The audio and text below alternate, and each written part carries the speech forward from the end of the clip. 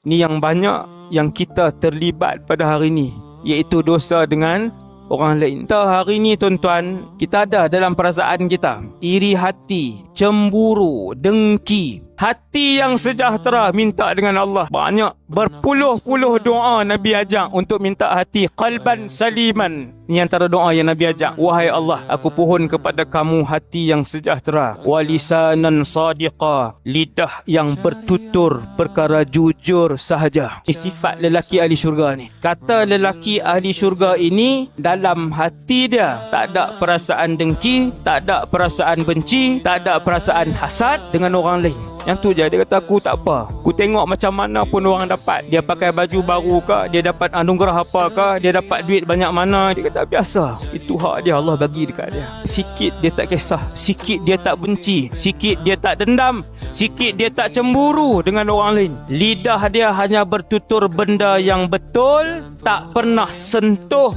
hak orang, dan hati dia tak pernah dengki, dendam, cemburu dengan orang lain. Ini kunci dia, lelaki ahli syurga.